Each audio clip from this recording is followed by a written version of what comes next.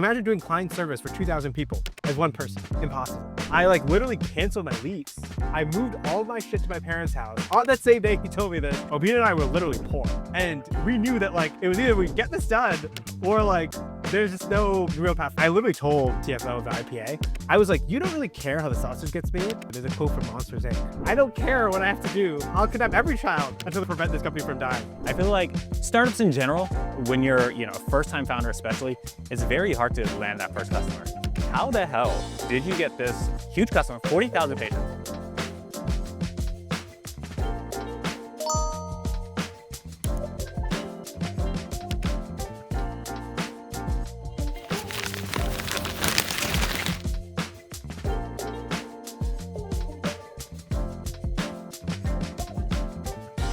What's up, Mark? How you doing? Good, man. How are you doing? Doing well. Welcome to No Fixed Route. Yeah. Mark, we've known each other for a long time. 3 years, maybe Dude, 4 years. 2.5 years. No. Shit. It might be 4. It might be 4. It might be 4. It's been a while. Yeah. We were living in New York. Now we're kind of both in San Francisco. You're moving between New York and San Francisco, kind of dive deep into all of that.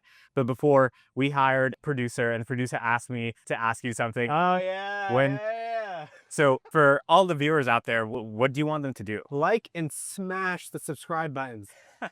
Yes, it really helps the podcast a lot. Yeah, so yeah. hit that like and subscribe button, guys. We appreciate it. Awesome. Now back to the pod. Mark, I feel like when we met, you were advising a bunch of startups. You were working with multiple founders. You were working with investors as well to help the founders that they back. At what point did you decide that you wanted to focus on one idea only? And what kind of encouraged this? And also, when did you? Totally. I mean, dude, I think that for me, it was increasing optionality. So how can I work and help a bunch of different companies at once so that I can figure out where my time actually can compound and where I want to compound. And so I think that there came a point where it was man, all my friends are working on exceptional, just taking big swings on themselves and big swings about big problems that exist out there. And so I think for me, I was okay, cool. I've found that I couldn't find a company that I wanted to spend and fully devote all my time to. And so I should do that for myself. And Okay. I think that that just so happened to be in healthcare because I started in healthcare and it was I should go and work on big priority problems in healthcare.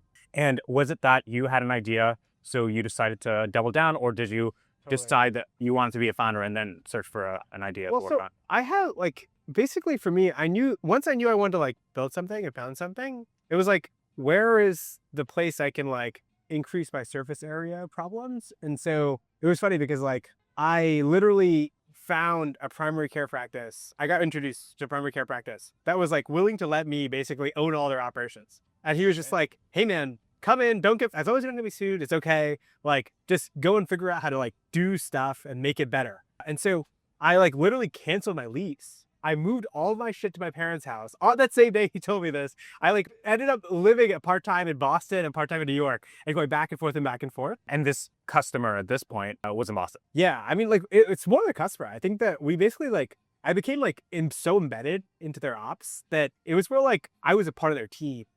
And I think that we did that for 6 months. And actually along the way, my co-founder, Obina, and I actually get hooked up. And it was oh, we can actually augment a lot of these ops with AI, specifically this area of value-based care. I can go and double click into that. But we just realized that there was so much to do. And this is the biggest problem that we could work on at the point. And so we just started getting to it. So we'll get into what you guys are doing and, this first customer, because I feel like it's very interesting. But before that, what's your company called? And can you give me the one-liner? Totally. So I'm the founder of Beacon Health. We build AI employees for primary care, starting with automating their value-based care.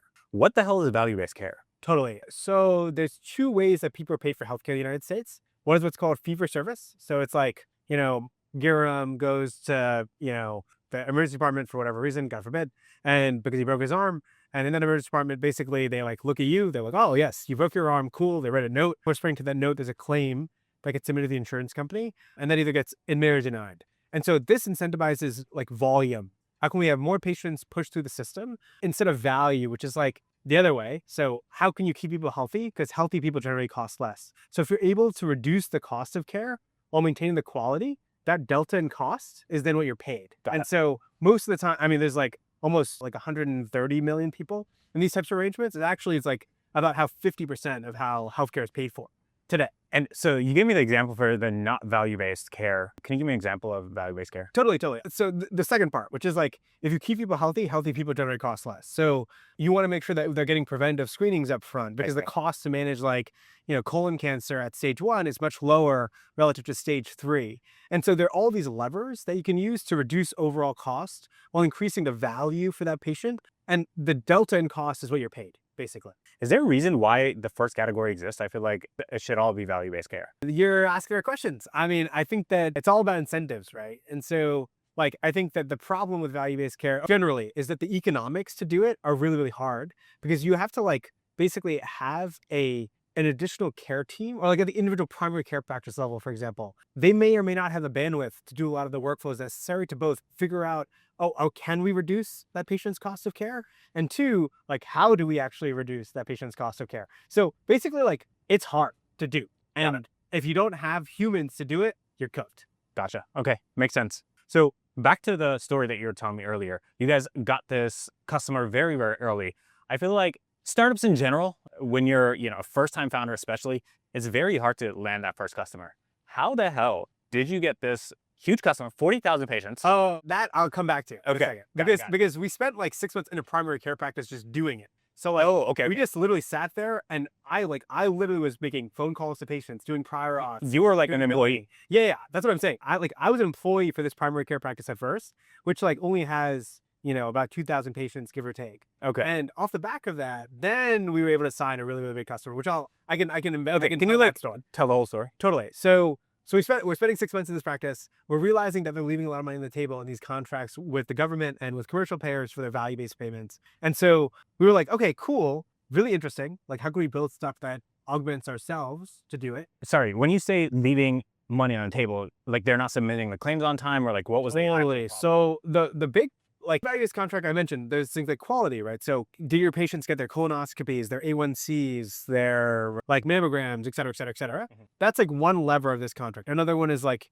are they going to the ED, like the emergency department, needlessly? And so a lot of the time, a lot of the workflows that are necessary for these practices, they are made or may not be actually just doing. They just might not be doing it at all, because they might have like the insight layer. So there's like all of these big data companies that will say, hey, here's how your patients are doing, et cetera. But then the atomic actions on top of that, well, we found like two problems. One, the atomic actions on top of that for the practice are really, really hard. And two, a lot of the time the data is wrong because it's not reconciled against what's actually in their EHR. And so to the story though, I mean, which I can go back to. Yeah. All right, cool. So we spent 6 months in the practice. We're realizing, okay, cool, we can like automate a lot of stuff. And what ended up happening was that one of our friends happened to be a CEO of an IPA prior. This practice happened to be a part of that IPA. And what's an IPA? Like an independent physician association. They have contracts with both commercial payers, i.e. like Aetna, United, whomever, and like Medicare, et cetera. They had this specific problem. They're like, hey, a lot of our practices aren't doing the work, like may not have the bandwidth to do the work that's necessary. And we might leave a lot of money on the table this year. And so they called us in. Like we literally got an introduction. And within 3 weeks, we were able to close a pilot. And then earlier, like 2 months ago, we closed a 2-year deal with them. Can you walk me through the process between a pilot and a closed deal? Like what goes in there? Was the pilot paid to begin with? Yeah. So basically, we told them, hey, give us like 2 months to make it happen. And because they already had super high intent on solving this problem, it made it super easy for them to move quickly. Because like, as you know, enterprise sales is hard. Like dealing with these large healthcare organizations who might be managing tens of thousands, hundreds of thousands of patients is also really hard. But if you have like the timing right and the relationship where people can just like intro you in, then you can just move mountains to make it happen. So from the pilot's perspective, we actually said, hey, like here are the specific things that we think we'd be successful in. Can you list these things? Totally. So like what was the most important thing on that list? For them, it was this thing called, basically what they wanted us to do was, I mentioned that like it's really hard when you have all these patients because you have to basically like go into the EHR and then figure out, okay, what happened to like Joe Schmo? Does Joe Schmo need these preventative screenings? And then what do we want to do about it? Basically what they asked us to do was first push into the EHR all of the things that Joe Schmo needs. So we literally had like agents, we had to like integrate into 5 EHRs in like a week. And then after that, we have to go to all of these charts of these individual patients and push in these like types of codes and the quality measures that are necessary for those patients. And so like we just did that. And like I literally told the person who was like owning the deal, the CFO of the IPA, I was like, you don't really care how the sausage gets made. And there's a quote from Monsters Inc. where I don't know if you see like freaking the spider guy, I think it's Mr. Huskminer or whatever his name is. Like he's being confronted by Sully about like, we're gonna steal children so that like we can make sure that they scream. That doesn't make any sense. And he's like, I don't care what I have to do. I will like continue to make it happen. I will like do whatever it takes. I'll kidnap every child until this company like to prevent this company from dying. And like I think that was our perspective because it was like for those 6 months we were like working in a primary care practice, we were not paid. So like Obina and I were literally poor. And we knew that like it was either we get this done or like there's just no path, like real path forward, you know? And so actually I want to I'll turn the questions back to you about like Dallas and we'll talk about that. But so for us, we just were like, okay, cool. We have to go and make this thing happen. We have to push all these things like codes and it would like measures into their EHRs. So we integrated into the EHRs within a week.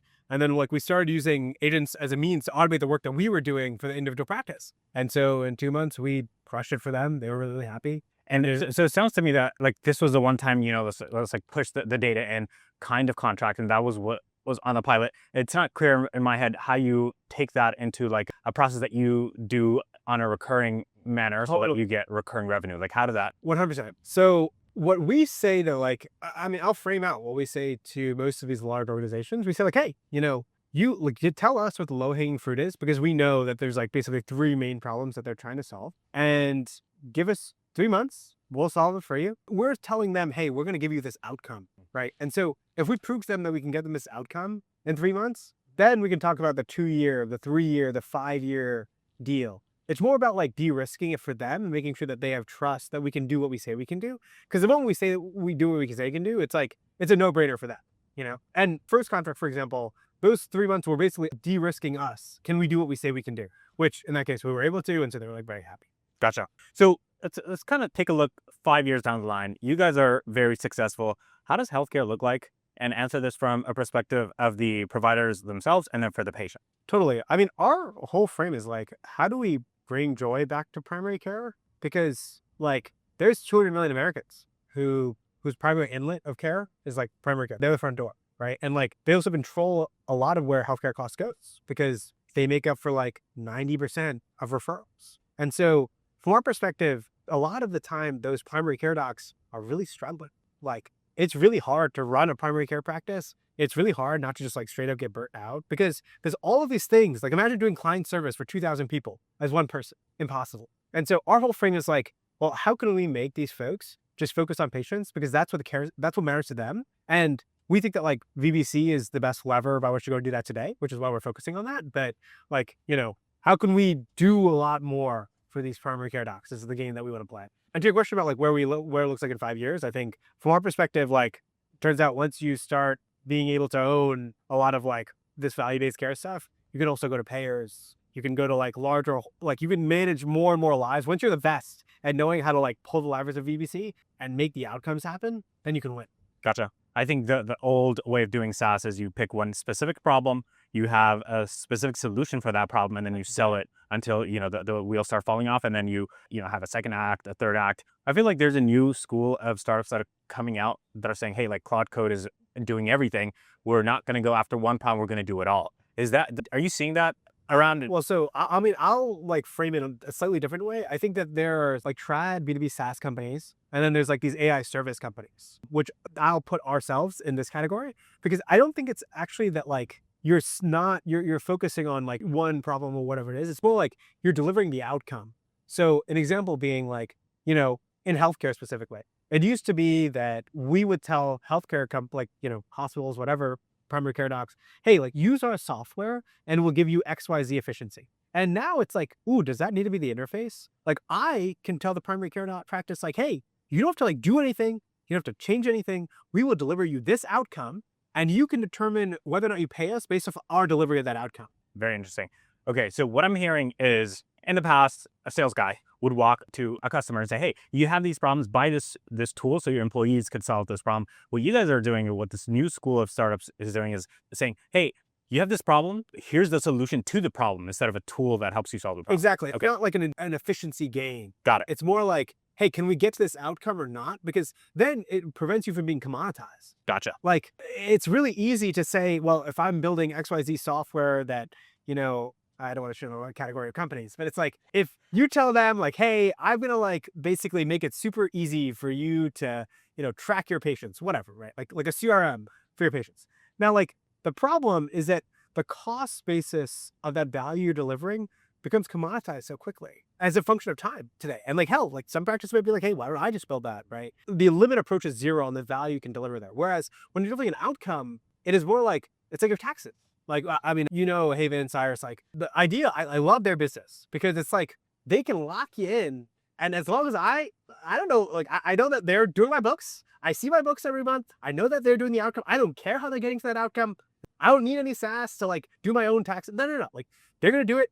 Stop. And they are making the economics to deliver that outcome more and more efficient every time they do it, which is why they can lock me into that cost. Because I know that doesn't matter, earth, wind, doesn't matter. They'll get it done. And I think that like, what's funny is that there was a sales rep at another company who called me and was like, hey, we're doing XYZ banking and we'll throw in accounting for you for free. And it was so funny because I told him like, no, like we're using Haven. And he was like, he couldn't understand why I was paying Haven money when they would offer free. I was like, well, I know they are sure to get to this outcome consistently. I've said that a lot of customers too, so that's neither here nor there, but I trust that they're going to do it. And therefore I'm willing to like quantify that value in this dollar amount. That like, even if they raise the price, I'm happy to pay that, Makes sense. Okay. One, I think the Haven founders are going to appreciate this.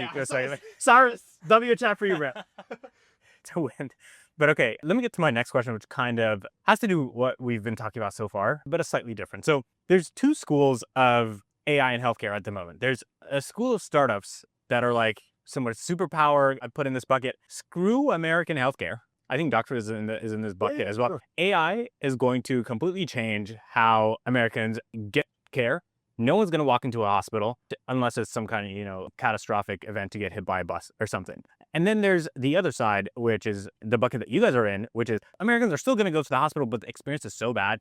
How about we make the experience better? Totally. In the future, do you think people are going to go to the hospital? I mean, I'll make this argument. I think that like there's room for both, but I think my challenge with that core category of businesses, right? Like like AI doctor friend, like superpower, thousand health, engineer, whatever, right? Yeah. Like I think all of them, great businesses, they should do what they're going to do, but acknowledge that works really, really, really, really well for people who are our age, who are not super high risk, need preventative stuff, and like that's fine.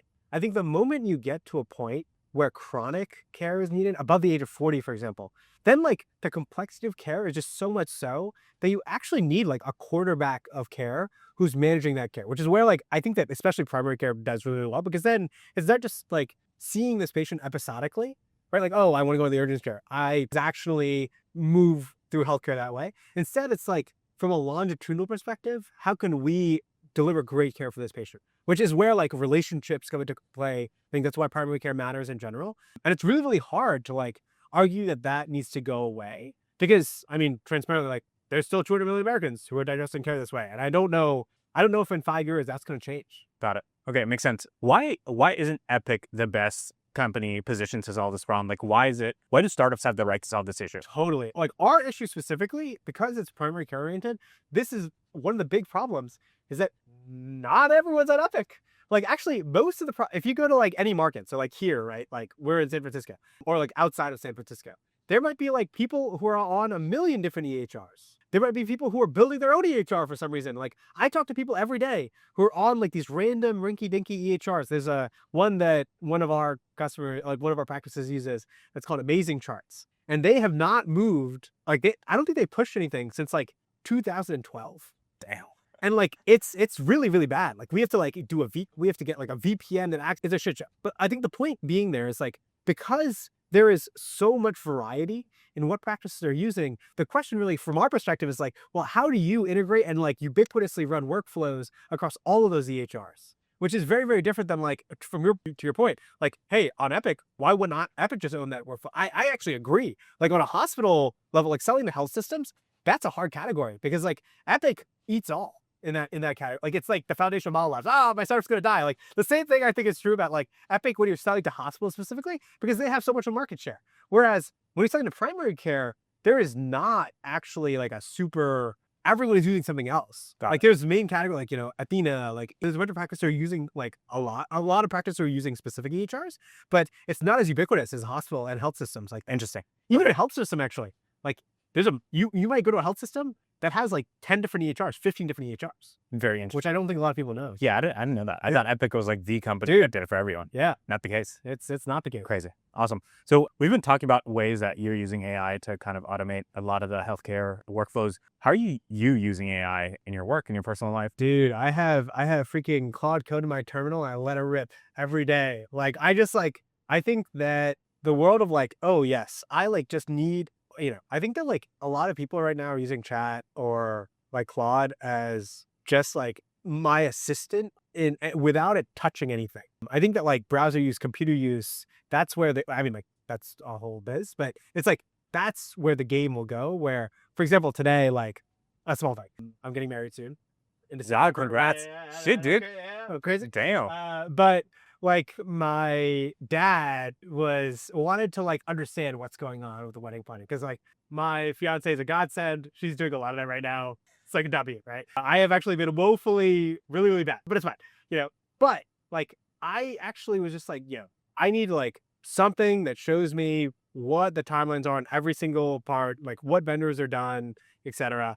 And a lot of that was housed in like WhatsApp. And so I basically like had Claude Code already tied to my WhatsApp. I was like, hey, pull it from this chat, like structure it in a certain way, throw it in a Google Sheet, and actually then send it on iMessage, because you use Apple scripts now directly within Claude Code, which is kind of cool. Sent to my dad. And like I like went to brush my teeth and it did it. And I was like, cool, good, it's done. It's like changing how like we fundamentally work.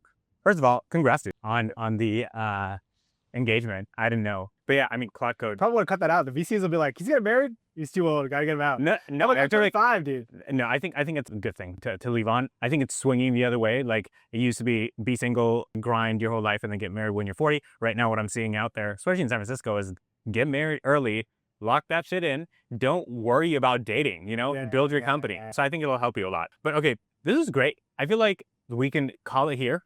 We got a nice episode going on. Dude, I want to go back to you, bro. I think that like I watch all of these. I was like, Guru never gets the shout out that he deserves, dude. Like, let me tell you about Guru, dude. Beyond knowing Guru for a long time, there is something that, so I don't know, like a year and a half, I visited Dallas, and Also look at the time over there. 1 minute. Okay, I'll shut it down in a minute. But like, I have not seen a more tenacious founder than Giram. Like, where him and Maurice were literally at zero for 6 months. They moved from New York to Dallas. I visited them in Dallas. We like hung out at this random coffee shop. We played pickleball, and like through sheer force of will, he moved to like Birmingham, Alabama, and now he's in SF, like living out the dream. It's like I think next time I'll interview you, and like we'll do the reverse. Yes, 100%. I feel like we have good stories with Maurice that will be very helpful for other founders. So happy to do another episode. Awesome, great.